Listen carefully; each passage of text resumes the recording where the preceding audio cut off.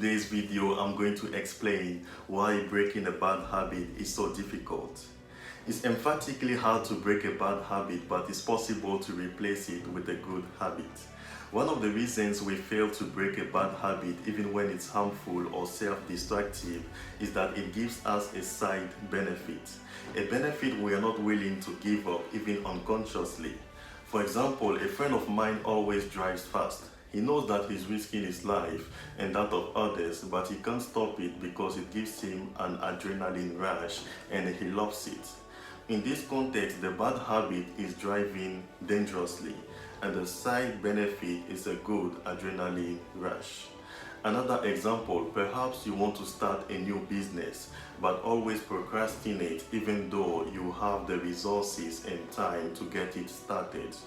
The bad habit here is procrastination, and the side benefit is that you are avoiding the stress and anxiety of starting a new business.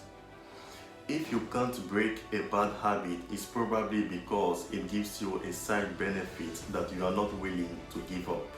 Now the question is, what do we experience when we go through a change? Let's analyze for a moment what we experience emotionally when we decide to break a bad habit. According to Elizabeth Kubler-Ross, a Swiss-American psychiatrist, any change can trigger grief. Breaking a bad habit is like saying goodbye to something familiar.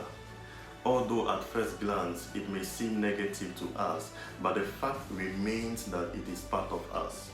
In other words, giving up bad habits, even voluntarily, is like saying goodbye to a part of ourselves. A major change requires effort and triggers stress and anxiety related to the unknown. No wonder it's difficult to break bad habits.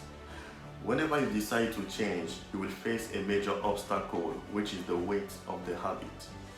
All actions that have been repeated hundreds of times and over time merge with our unconscious mechanisms, our repetitive patterns. To understand this, let's take the example of a smoker. For many smokers, coffee is associated with cigarettes. It is an unconscious association. Therefore, when they drink coffee, they automatically tend to light a cigarette without even having time to think about their act. The association is engraved in their subconscious minds. Charles Duhigg explains this type of repetitive pattern in his book, The Power of Habit. The smoker receives a stimulus, which is coffee.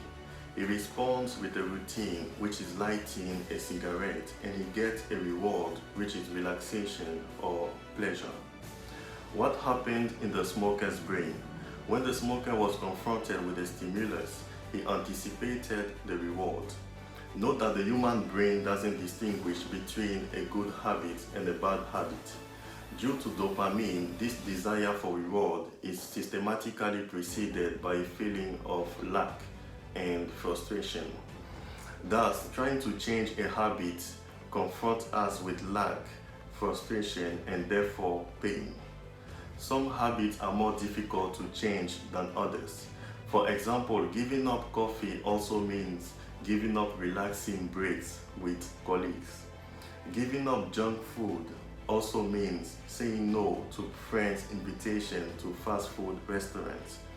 In other words, when we decide to change, we sometimes have to face social pressure. As we know, the fear of rejection is an archaic fear. If you are determined to develop new habits, I strongly encourage you to watch my previous video titled 4 Tips to Develop a New Habit. I hope you enjoyed this video and stay tuned for the next video.